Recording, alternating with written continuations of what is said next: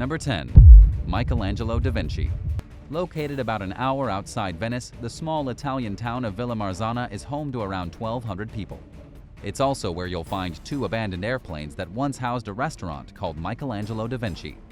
The odd construction was the brainchild of a retirement home manager named Gigi Stecca, who wanted to provide locals with the opportunity to enjoy an airplane. Many of Villa Marzana's elderly residents had never flown. Stecca noted that they gazed at the sky with fascination whenever an aircraft passed by overhead. Knowing that they might not otherwise ever get the chance to board a plane, he rolled a Douglas DC-6 and a Tupolev Tu-134A into town and decked them out with sculptures, frescoes, and replicas of famous Leonardo da Vinci and Michelangelo paintings. He even installed a pool outside. The restaurant opened its doors in 2000. It offered large pizzas and a wide beer selection that was served in custom glasses designed by Stecca. Diners had an array of foods to choose from while enjoying their first experience in an aircraft, including sandwiches, salad, bruschetta, nightly fish specials, and homemade desserts. There was a disco every Saturday and live music on Sundays. By all appearances, Michelangelo da Vinci had a good reputation. People enjoyed the food and praised the friendly staff. But the restaurant closed its doors in 2014 amid an ongoing series of conflicts with the local government over zoning violations. The planes are still there, abandoned and decaying.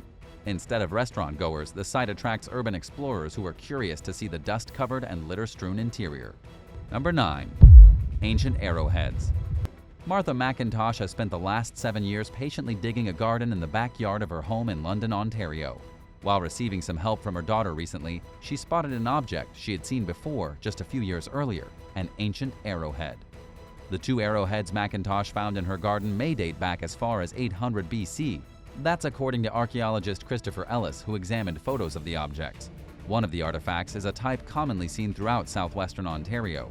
They're characteristic of the early woodland meadowwood culture which thrived in the area between 800 and 400 BC. The other arrowhead, which bears a distinct Christmas tree shape, is likely what's known as a Kramer point. Found mostly throughout the lower Great Lakes region, they first appeared around 400 BC. Ellis explained that it's hard to connect such old artifacts to a particular indigenous culture, adding that people found different ways to cope with the environment after arriving in the area around 13,000 years ago. McIntosh plans to share the arrowheads with local First Nations groups and hopes that she turns up more as she continues to work on her garden. Number 8. A famous actress. One day in April 1996, a Glendale, California resident stepped outside and found a dazed and confused woman cowering in their backyard. It was Margot Kidder, a Canadian-born actress who's best known for playing Lois Lane in the Superman movies. Kidder had been missing for 3 days when she was found in soiled clothing and with her hair chopped off in an attempt to alter her appearance. Her body was covered in scratches from hiding in the bushes. The troubled actress was extremely paranoid. She was convinced that her ex-husband was plotting to kill her and had thrown her purse away because she thought there was a bomb in it. Police Sergeant Rick Young described Kidder as frightened and paranoid and said that she was in obvious mental distress. At the time, the 47-year-old was struggling through a host of health and money problems. She had recently been diagnosed with bipolar disorder, but was in denial about her ailing mental health. Kidder went missing after a data retrieval company failed to retrieve 3 years' worth of drafts for an autobiography she was working on, which triggered a manic episode. After being found in the Glendale resident's backyard, she was taken to a psychiatric ward, where she tested negative for drugs and alcohol. She was eventually released and was finally able to accept her bipolar diagnosis. Kidder lived with the disorder as best as she could, but ultimately lost her battle against her demons. In 2018, a friend found the 69-year-old woman unresponsive in her Montana home. The coroner determined that she had committed suicide by overdosing on drugs and alcohol, marking a tragic end to the tortured actress's life. Number 7. Lost Medieval Palace.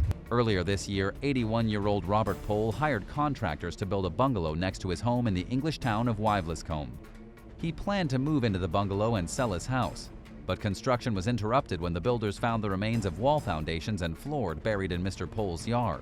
The ruins date back to medieval times, and experts believe they might be part of a lost 13th century building called Bishop's Palace. Records show that there was once a palace in the area. Its 14th century gate still stands, but archaeologists have struggled to pinpoint where the rest of the site structures are. Somerset County archaeologist Bob Croft told reporters that the complex was originally thought to be located east of Pohl's property. This is the first time they've found physical evidence of the palace, which was built sometime after 1256 as a hunting retreat for the Bishop of Bath and Wells. It fell into ruins by the 18th century and eventually became unrecognizable as a palace. Stones from the buildings were likely repurposed for newer construction projects, according to Croft. The team is now working to preserve the structure. Cole told the press that while the discovery is exciting, the ordeal has cost him a pretty penny and delayed his bungalow plans. Number 6. $150,000 cash. While picking broccoli outside his McHenry County, Ohio home one day in 2011, 51-year-old Wayne Sabaj discovered two mysterious nylon bags with $150,000 cash inside them. He did the right thing and turned the money over to the police, even though he had fallen on hard times as an unemployed carpenter. The authorities told Sabaj that if the money remained unclaimed by the end of the year, he could have it. The man's 87-year-old neighbor, Dolores Johnson, was quick to try claiming the cash as her own. She argued that she'd gotten rid of the money because she believed it was cursed, and now, of course, she conveniently wanted it back. Several other people filed claims of ownership to the funds, including a local liquor store owner who said that he thought it could be the cash that was taken from his business during a robbery. Dolores Johnson passed away while the case made its way through court. A judge split the cash between Johnson's daughter, Diane Howe, and Sabaj. Unfortunately, Sabaj passed away from diabetes-related health issues just 10 days before he was due to receive his payout. Maybe Johnson was right. Maybe the money really was cursed. Sabaj's portion of the prize was given to his son, Kevin. What would you do if you found a huge stash of cash in your backyard? Would you keep the money or turn it in to authorities? Let us know in the comments below, and don't forget to like and subscribe for more awesome videos. Number 5. Leahy Horse. Landscapers in Leahy, Utah encountered a rather unexpected surprise in 2018 when they unearthed the skeleton of an ancient horse in someone's yard. Experts originally believed that the mare lived around 16,000 years ago during the last ice age. Her remains were found along the bed of an ancient lake that dried up long ago. But a recent study determined that the skeleton is no more than 340 years old. The Leahy horse was 12 years old when she died sometime after 1860, before Europeans settled in the Salt Lake region. She was raised by Native Americans who lived in the area, perhaps members of the Ute or Shoshone tribes, according to lead study author William Taylor, who spoke with Live Science. Fractures in the horse's back and severe arthritis, injuries that are rare in wild animals, show that she was ridden. An isotope analysis of her teeth revealed that the mare's caretakers fed local plants to her.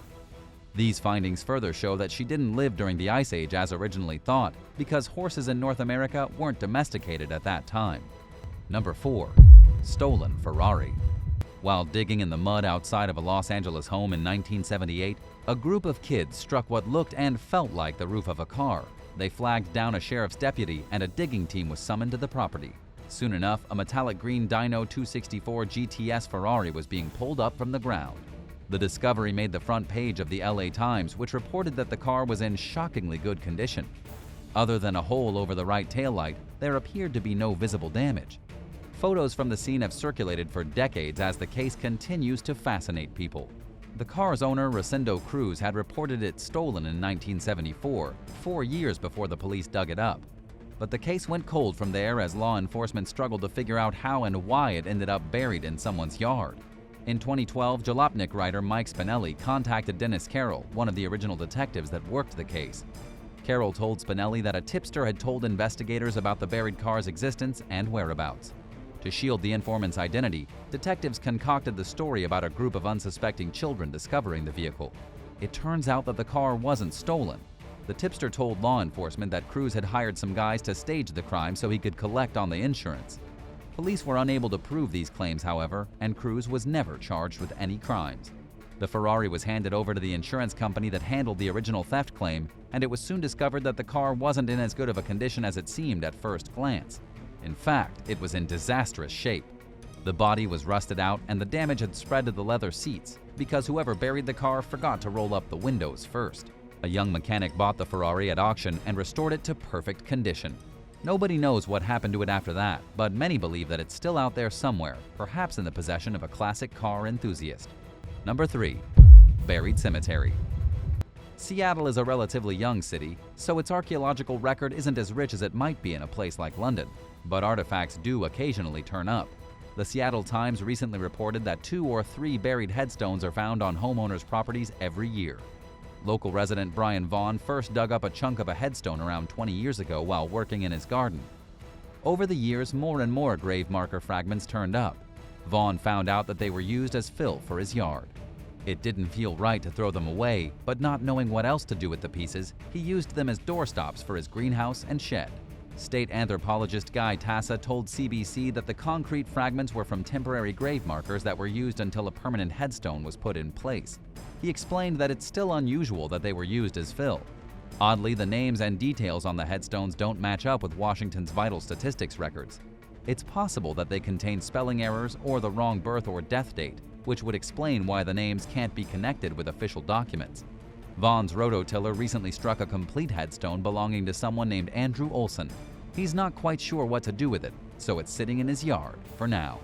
Number 2. World War II bombs. After World War II, thousands of homes were built over a military bombing range in Orlando, Florida.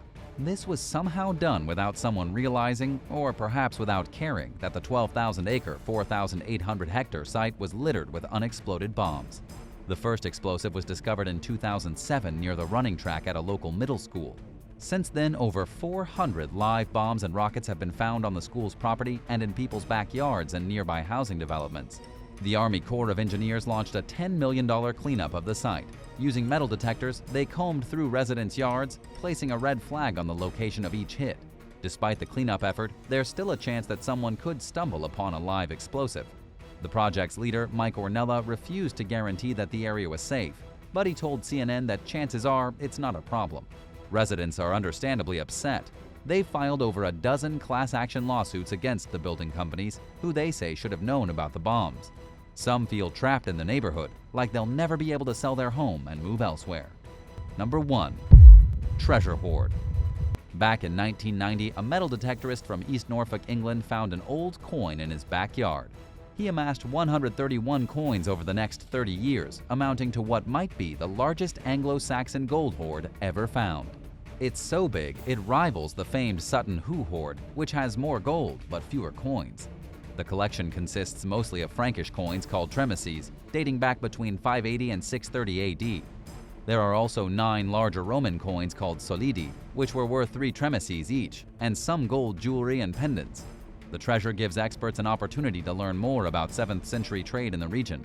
It's already shown that coins from outside the area were used before currency started being minted locally. A local coroner is currently examining the contents to determine whether they're considered treasure. Anything that's over 300 years old and made from more than 10% precious metals will become property of the Crown. Thanks for watching. Have you ever found something cool in your backyard? Let us know in the comments below, and don't forget to subscribe if you haven't already. Thanks again, and we'll see you next time for more amazing videos right here on American Eye.